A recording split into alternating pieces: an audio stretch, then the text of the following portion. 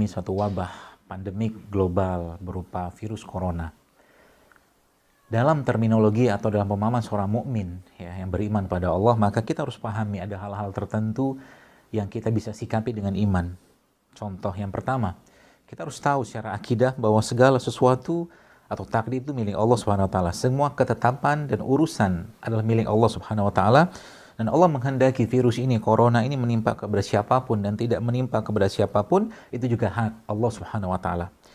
Allah Subhanahu wa taala berfirman kepada kita semua, A'udzubillahi minasyaitonirrajim, "Kullu yusibana illa ma kataballahu lana huwa maulana wa 'alallahi falyatawakkalul mu'minun." Katakanlah, sekali-kali tidak akan menimpa kami melainkan apa yang telah ditetapkan Allah untuk kami. Dialah pelindung kami dan hanya kepada Allah orang-orang yang beriman harus bertawakal. Surat At-Taubah ayat 51. Dan Nabi SAW juga bersabda dalam sebuah hadis, Allah menetapkan takdir untuk setiap makhluk sejak 50.000 tahun sebelum penciptaan langit dan bumi. Hadis riwayat Muslim. Yang kedua, kita harus pahami teman-teman sekalian bahwa Nabi SAW juga memberikan petunjuk kepada kita semua, yaitu Nabi mengajarkan untuk menjauh sejauh-jauhnya dari penderitaan yang terjangkit. Kata Nabi SAW sebuah hadis, larilah dari penyakit kusta seperti engkau lari dari singa. Mungkin ini tidak berlaku khususnya bagi tenaga-tenaga medis yang berada di garda depan. Semoga Allah lindungi mereka semua sesuai dengan kompetisinya dan atas izin dari pemerintah. Seperti halnya Nabi SAW pernah mengutus utusan kepada orang yang terkena kusta demi menyampaikan kabar bayat dari Nabi SAW. Mudah-mudahan Allah lindungi semua teman-teman yang menolong saudara-saudara kita yang lain yang saat ini terkena virus dan wabah ini.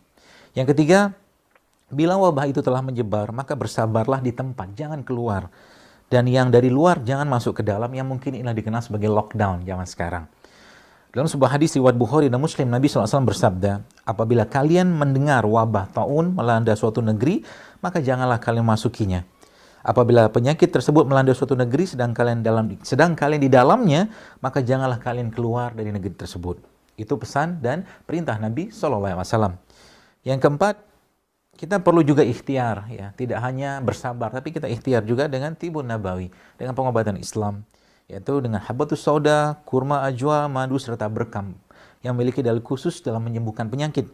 Nabi SAW sebutkan dalam hayat, sesungguhnya pada habatus sauda terdapat obat untuk segala macam penyakit kecuali kematian. Termasuk juga kita bisa gunakan saat ini air Zam-Zam.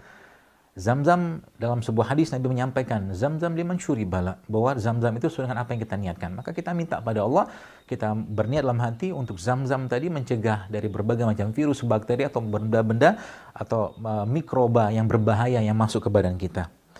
Berkaitan dengan kurma ajwa, Nabi SAW sampaikan dalam sebuah hadis, barang siapa yang di pagi hari makan 7 butir kurma ajwa, maka dia tidak akan terkena racun dan sihir pada pagi hari tersebut.